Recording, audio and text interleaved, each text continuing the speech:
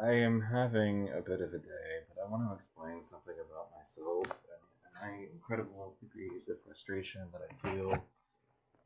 And I realize that I've been arguing with people all goddamn day, but, I wanted to talk about my life over the long run and everything that's coming and everything that I'm doing and all that stuff. So I bought access to a tool to record a longer video about everything, and I've been around for a while, so everybody really should have all the answers about me. They really should know because of the fact that I'm having to deal with these judgmental assholes on the web, and I want to clear the air about everything that I'm going through and everything. And I'm sorry for the level of aggression, and I did buy something to help with the aggressiveness that I feel and whatnot. But I want to talk about everything and the angle from which I see things through. Okay? Like, my life up until this point, and especially here on YouTube, has been incredibly frustrating in that I've had to deal with people that are naysaying and very negative and very, very critical and want to nitpick every little aspect of my life. And it's not been a pleasant experience, and they've, found out details about me that I'd rather not people know about me, really, to be entirely honest with you.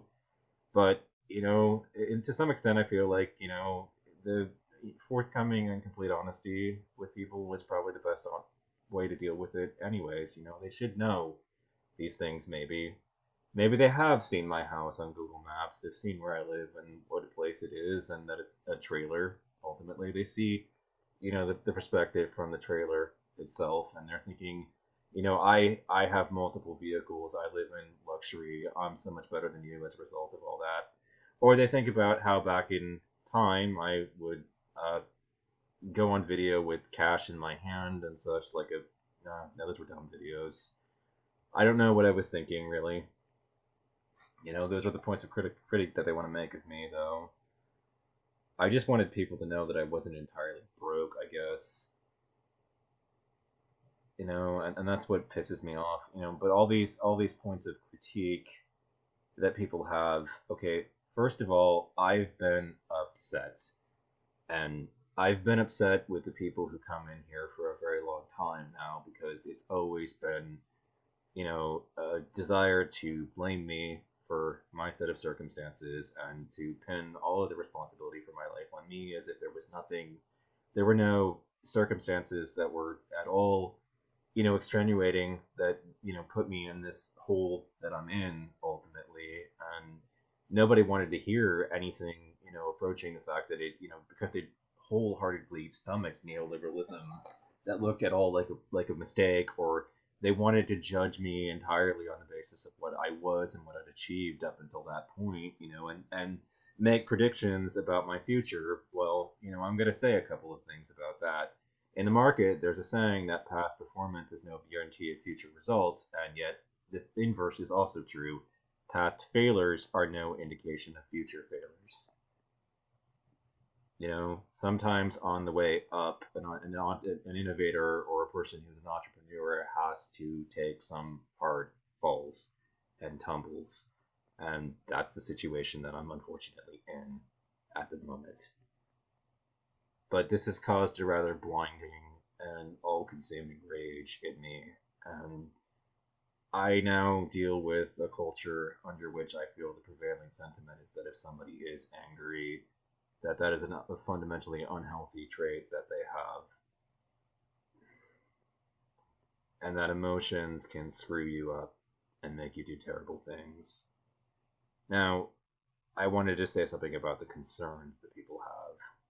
When I said the things in the dark fantasies that I had about all those people, all those right wing chuds that I hate so much, it wasn't a threat, you know?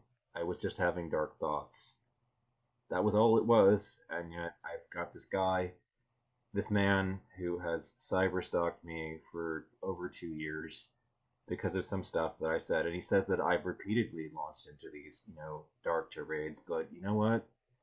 What happens when there's somebody out there who has to deal with chuds and their pushbacks and their attacks on you constantly when you've told them, please leave me alone, stop following me around the web, I don't want to talk to you, and yet they keep poking the bear.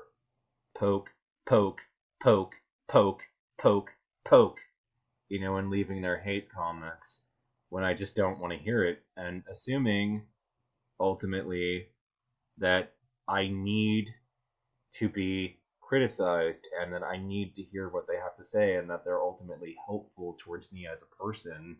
You know, they seem to think that in doing what they're doing something that is either helpful to me or helpful to my neighbors to protect them from me as a person. And they've picked up on some considerable anger in me, which is, true. I'm not going to contest that. I've been pissed off for a while. I've also felt like if you're not pissed off, you haven't been fucking paying attention to what's been happening in our political process. But in the meantime, I've thought about what I'm going to do with my life over the long run and what's left of my time on this earth. It's weighed over me pretty heavily, you know. There's a plan of action going forward.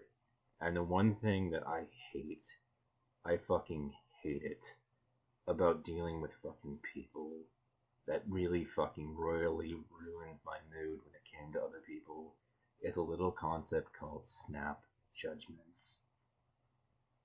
Do you know what a snap judgment is?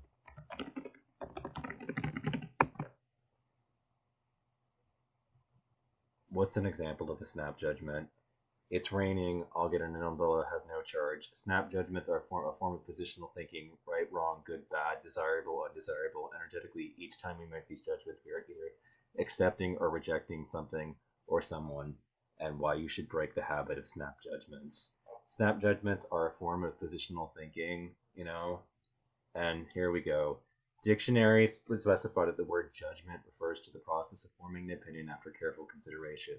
Judgments have their place in a court of law, whereby social agreement authority is granted to a judge or jury to determine whether or not someone's behavior is or is not in accordance with the law.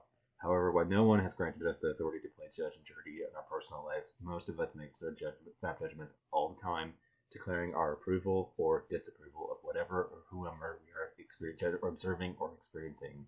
The problem is that these snap judgments forego careful consideration and are typically merely an automatic expression of our prejudices and pet peeves. They happen so fast that we often have trouble distinguishing between our judgments and reality, and sometimes we are not even aware of the fact that we are judging ourselves or others. These judgments, whether we say them out loud or not, are often extremely damaging to those we judge. Typically, our point of view is based on thousands of little snap judgments and assumptions we make about who and what we encounter in our lives. This amalgamation becomes so familiar to us that we seldom question its veracity. Here's an experiment for you. Spend about 5 minutes observing your mind chatter while out in public without judging what you hear yourself thinking. Notice how often you make snap judgments. For example, he could afford to lose a few pounds, or I really love the color of her hair, or oh yuck, it's raining. Now you might say those aren't judgments, they're just observations. On closer inspection, however, notice that each of these statements probably carry the level of approval or disapproval, which is what makes them judgments.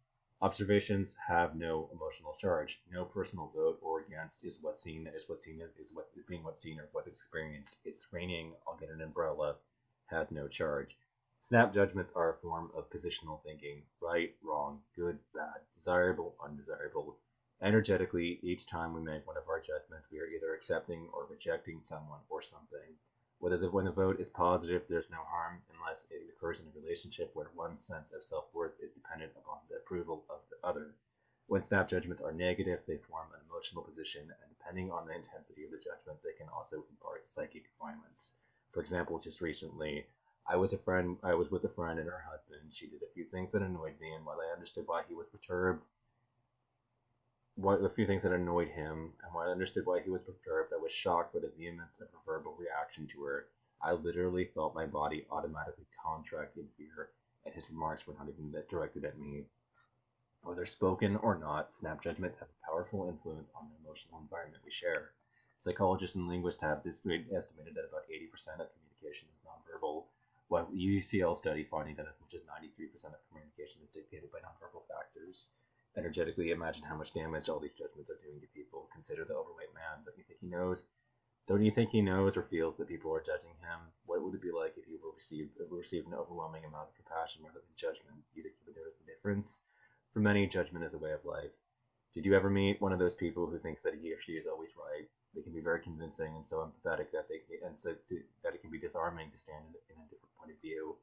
Even without an audience, we can be so used to our point of view that anything or anyone that doesn't agree with us can be immediately seen as false and rejected like a knee-jerk reaction without consideration of possible merit.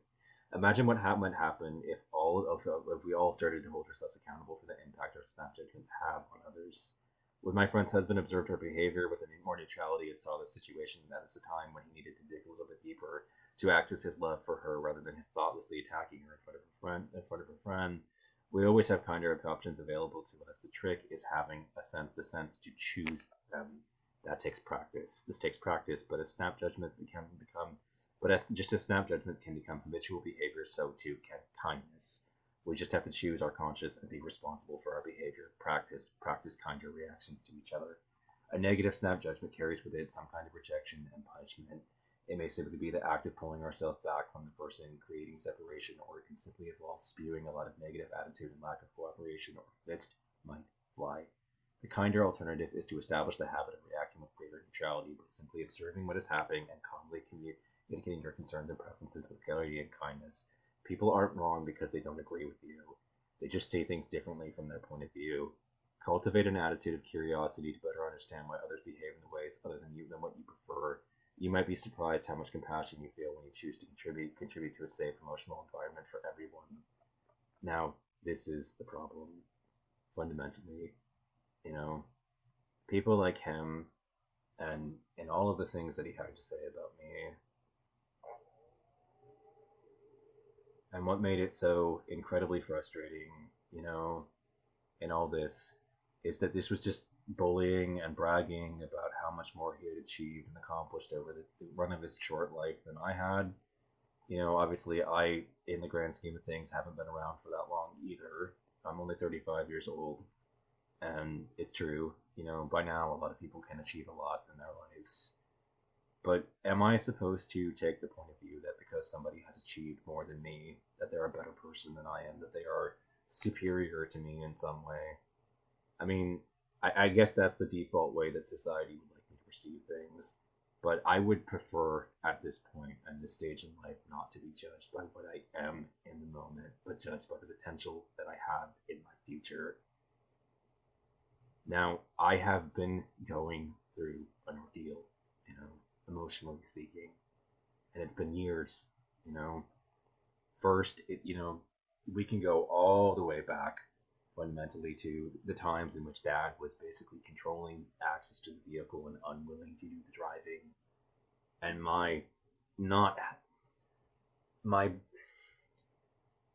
how do I put this?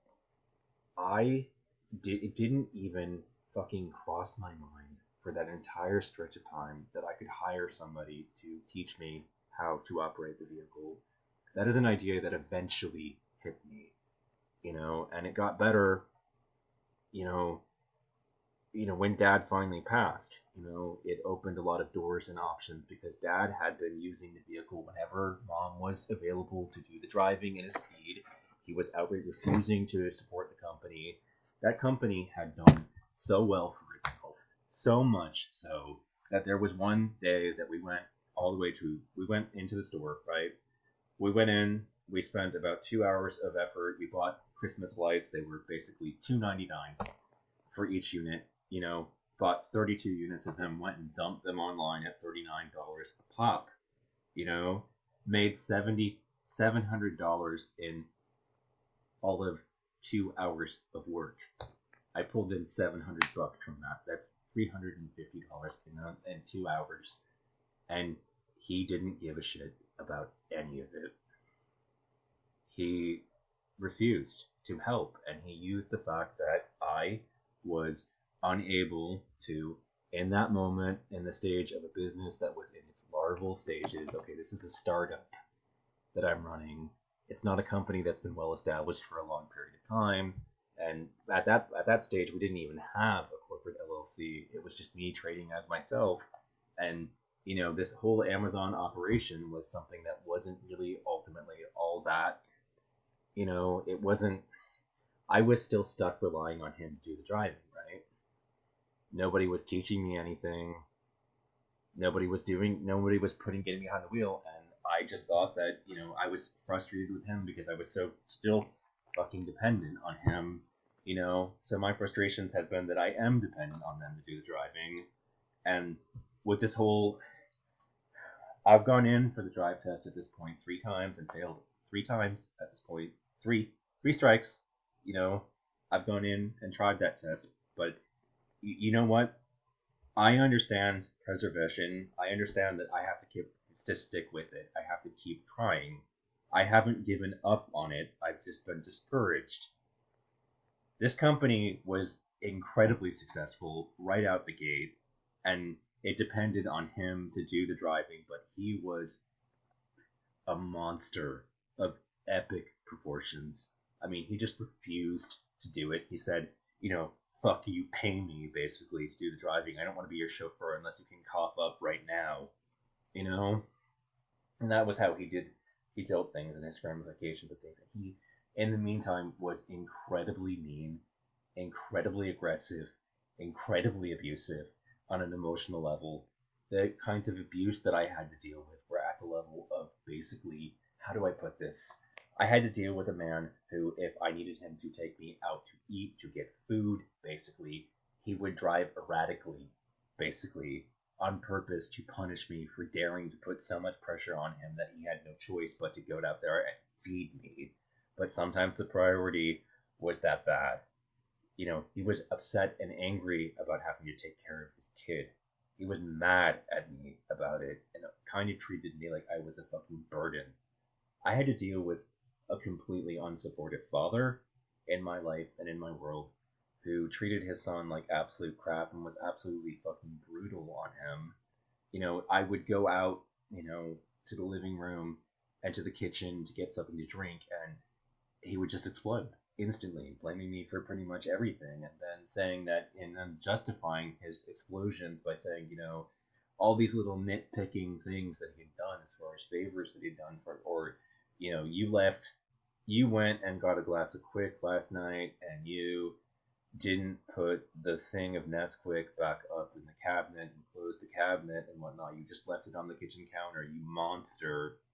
It was at that kind of level, and he would scream for hours and hours and hours about something really tiny, essentially making a mountain out of a molehill, and I just had to deal with that on a constant basis from him. So when I started getting pushy about getting help with my company, it was like there was this butting of heads that were, just, it was like, bobcats locked in a fight about to eviscerate each other constantly, with him, and that was the level of stress I had to deal with. Understandably, maybe I wasn't in a state of mind or a frame of reference to think things like, I can take a Uber, or I can pay somebody to give me these driving instructions that I need, and that, that pushed things back considerably. I think at one point I hired a driver, but at that point I only had a tiny, tiny amount of my budget. I got to keep maybe $400 a month because Dad insisted on charging me $700 for the room that I'm in. Out of a check that was like $1,000, and the natural consequence of that was basically I can pay for maybe 2 hours behind the wheel with the driving instruction when this whole thing first started, and I was discouraged by lessons that cost $170 an hour out of a $400 budget.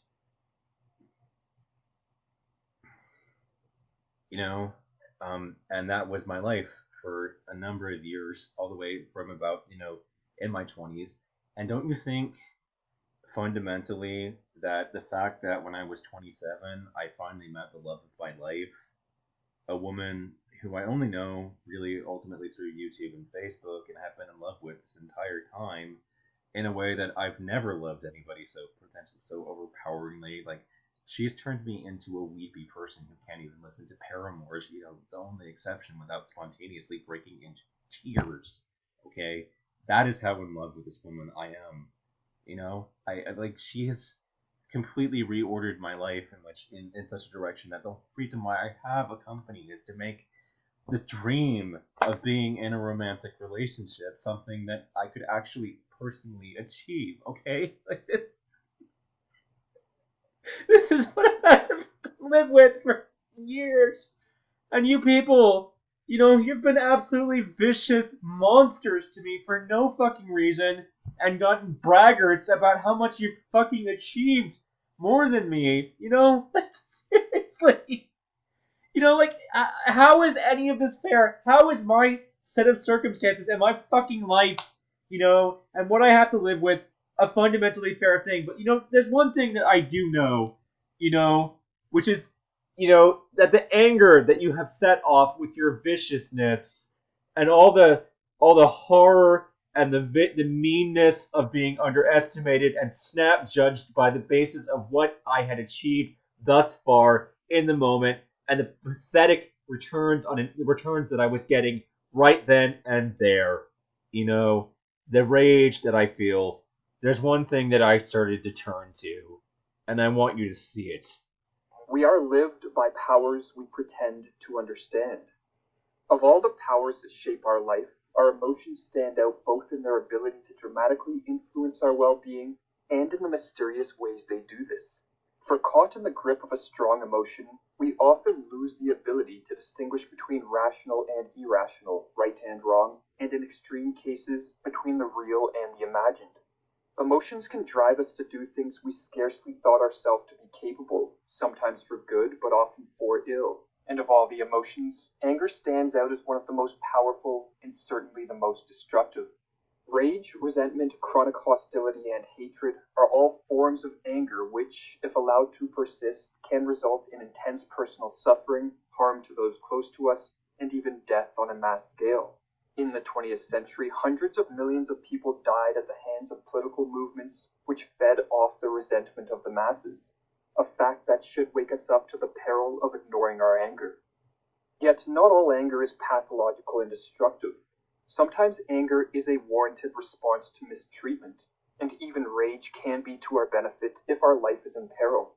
Those who do not show anger at things that ought to arouse anger are regarded as fools, wrote Aristotle. Anger can also provide us with the energy and self-assertiveness required to transform ourselves, attain our goals, and engage in constructive activity. Anger is a sign that something within us wants to live and affirm itself, while its antithesis, apathy, signifies that a will to death has overcome us. But the problem we all face is how to harness the constructive side of anger while avoiding its destructive tendencies. The goal of this video is to examine how we can do this, and to begin, we must examine the connection between powerlessness and anger. Indeed, no social emotion is more widespread today than the conviction of personal powerlessness, the sense of being beset, beleaguered, and persecuted. While Lord Acton was correct in claiming that absolute power corrupts absolutely, the reverse is also true. Absolute impotence corrupts absolutely. When we feel that our lives count for little, when our apathy leads to stagnation in a form of work which produces only a paycheck and an emptiness in the soul, when we are surrounded by governments and corporations whose power far exceeds anything of which we are capable, and when we find ourselves lost in a sea of faceless others we cannot connect with, impact, or reach out to, first impotence and then anger and rage seem to be the result. Our particular problem at this point in history, wrote Rollo May, is the widespread loss of the sense of individual significance, a loss which is sensed inwardly as impotence. So many people feel they do not and cannot have power, that even self-affirmation is denied them, that they have nothing left to assert, and hence, that there is no solution short of a violent explosion. But in addition to societal forces, life itself, or the existential burdens we all face, can also trigger the feelings of powerlessness which generates anger. At birth, we are thrown into a reality which can be unwelcoming, frustrating, and hostile to our desires. The helplessness we feel in the face of the cold indifference of reality is worsened by the fact that, although we do our best to desperately deny it, deep down we know that our primal desire to perpetuate ourselves is doomed to fail. Death lies waiting for us all. Do not go gentle into that good night, wrote the poet Dylan Thomas. Rage, rage, against the dying of the light. Yet despite anger being a natural and sometimes healthy response to feelings of powerlessness, most of us have been culturally conditioned to suppress our anger. We have devised intricate social rituals to maintain a common altruistic self-image behind which we hide the anger and resentment which dwells within. And in so doing, we have made ourselves psychologically unstable, weak, and prone to psychosomatic disorders in storms of rage, which can arise from our unconscious, seemingly unprovoked. Given how powerless and prone to anger many are in the modern day, we must find a constructive way of dealing with the presence of anger. And to help us do this, we will turn to the concept of the daimonic. The daimonic is an ancient Greek term that was originally used to refer to a power which came upon man from without, a spirit or intermediary between the gods and humans. Rollo May reconceptualized the daimonic in modern psychological terms and defined it as any natural function which has the power to take over the whole person. Sex, love, anger, rage, and the desire for power are all daimonic passions which have the power to possess us and override our conscious faculties. They are powerful instinctive drives which push amorally towards their fulfillment and hence can potentially enliven or harm us. While the benefits of the daimonic passions such as sex and love are obvious, as a result of cultural conditioning, most people are unaware of the constructive side of anger. Our culture, writes Rollo May, requires that we repress most of our anger, and therefore, we are repressing most of our creativity.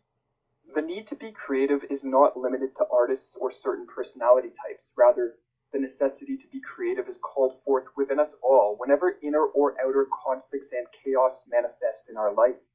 The presence of conflict and chaos signifies the need for some sort of shift in our worldview or change in our character or environment.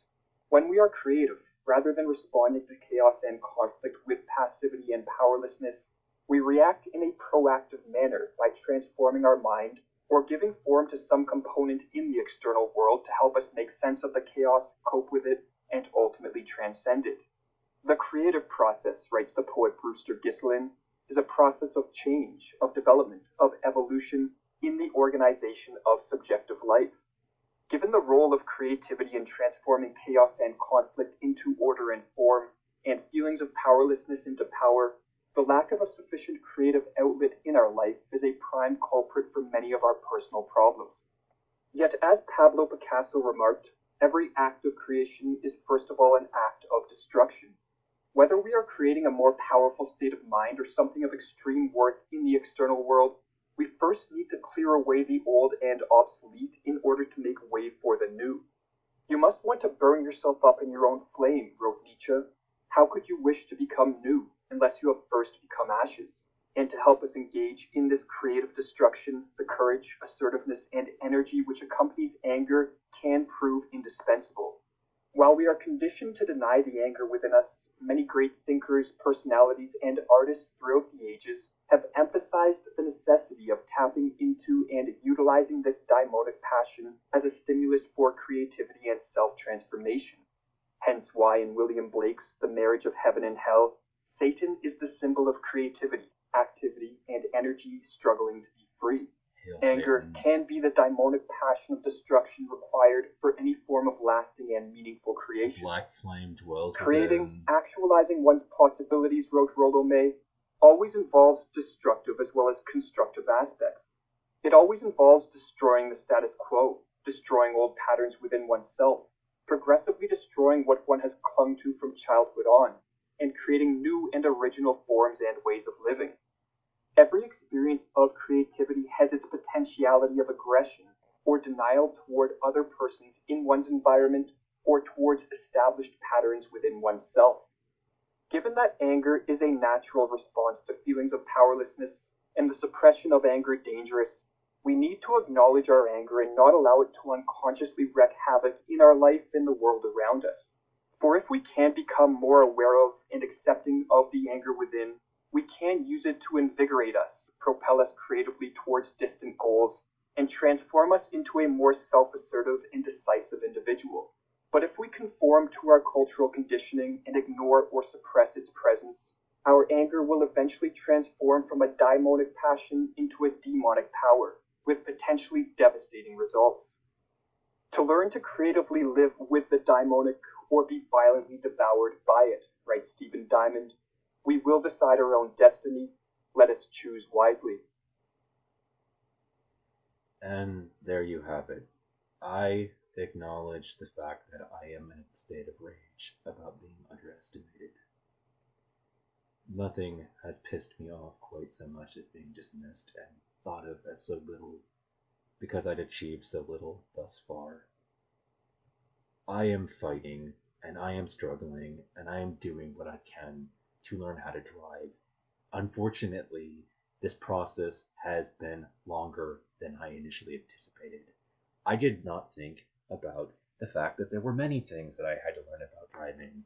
Like, first of all, if you're pissed off and you're living in your head about emotions that are swirling around in your life and you're unable to stop thinking about and feeling about a sibling and the way that sibling has judged you, for instance, like it was the first time I got in a car accident, a sibling that has judged you as being spoiled rotten, and thinking about how she got a free ride through college and was basically had her whole way paid up through college and whatnot by your grandparents and by your mother and father and whatnot, and that she has the nerve to judge you as spoiled when she threw her whole life away basically by marrying the wrong man and then allowing him to manipulate her into taking out as much debt as possible, every credit card they got, all the debt and ruin that she put her life through, and the fact that my other sister had to pay to get that man barred from re-entry to the country because of the fact that that guy left, the country basically to avoid paying child support to the child that he knocked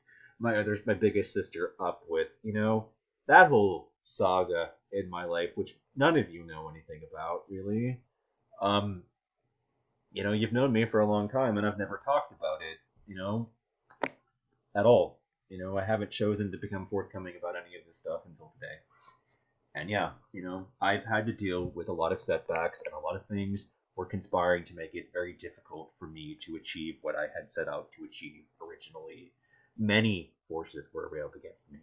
The fact that I still have to overcome learning how to drive is a major challenge. The fact that my mother is basically actively refusing to basically get behind the wheel with me because of the fact that she thinks that she's already failed twice when, I've been thinking about that since the night it fucking happened, since the night we got in that wreck, because I was thinking about Jenny and how much of a mean person she was to make the judgments that she had of me and have the perceptions that she has of me and my sibling as being spoiled rotten, and thinks that she knows how to raise us so much better than my mother knows how to raise us, and has been trying to manipulate things. And she tried everything she could to drive dad out of our lives because dad was willing to let us sit around and do nothing with ourselves and veg out on video games and browsing the internet and doing not much with ourselves, basically.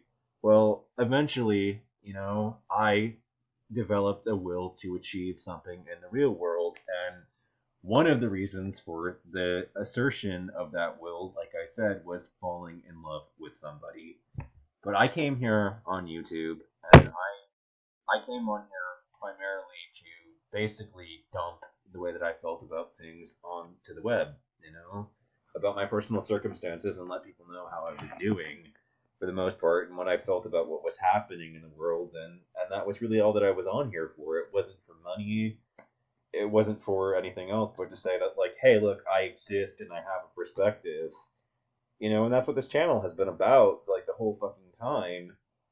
And like, unfortunately, yeah, there's been a lot that's been railed against me. I've had a father that was truly unsupportive of the business. I've had a mother that has refused to basically do the driving. I've had a sister that when it comes to the driving, or refused to let me do the driving. I've had a sister, and she not only refuses to let me do the driving, but she has constipation issues. She's had,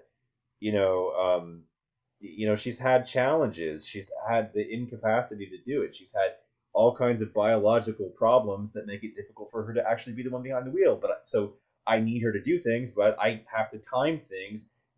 Think the stars have to align in a perfect fashion where I have something I need to get done, and so I have to wait it out until she's feeling exactly the way that she needs to get out the door and get down to that damn UPS store and mail toys off. So they sit in the house for a considerable period of time. When if I could drive, I could just go straight in and mail them off and take care of the problem without involving anybody in it.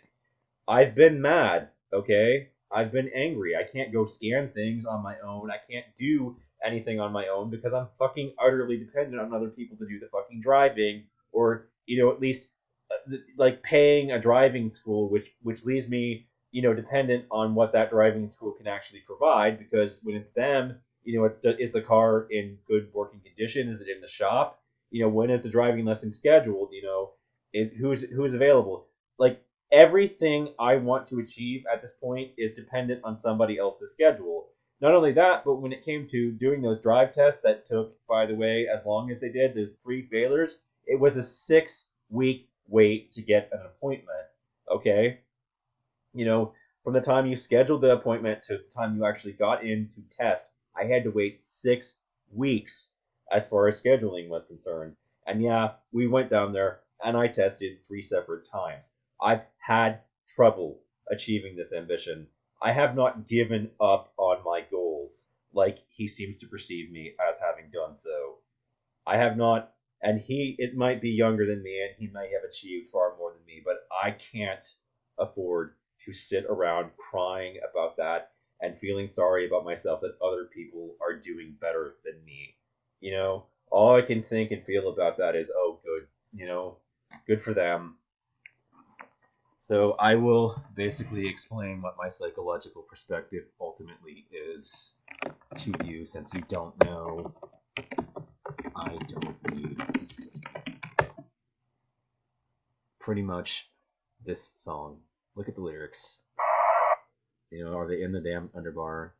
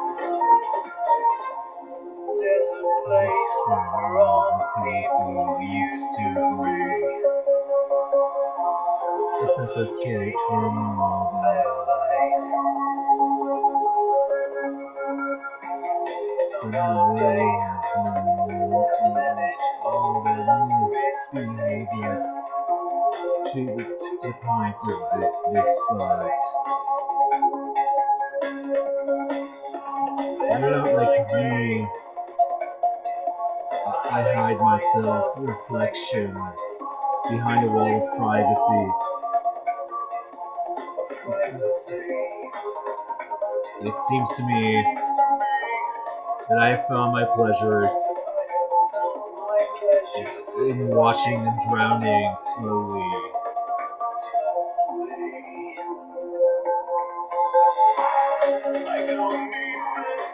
So if you don't understand the subtle point that I'm trying to make with this song, I actively fucking refuse to value myself by comparing myself to anybody else.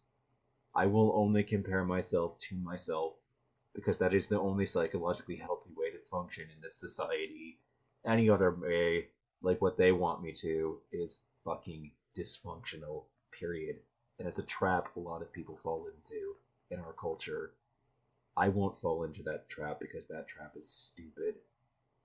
You know? So I will make it an effort to basically compare myself to how what I achieved yesterday and not worry so much about how I measure up against other people. Other people are not relevant in this whole operation, and how well they're doing doesn't matter. I don't have time, and I have the time maybe to produce a video like this because of how shut off from everybody else I've made myself, but I am struggling. And I have committed myself to struggle, and I am pissed the fuck off about being underestimated. And on top of being pissed the fuck off, I've decided rather than to suppress it, to just own it. To come on here and tell you I'm pissed off about it. And to look at the bright side, I'm angry about being underestimated, so I can take that energy and I can channel it not into killing people, as people are afraid that I will do, but into achieving my goals. And that is the thought that I wanted to leave you with. I am pissed off, but I choose to look at the bright side of that anger.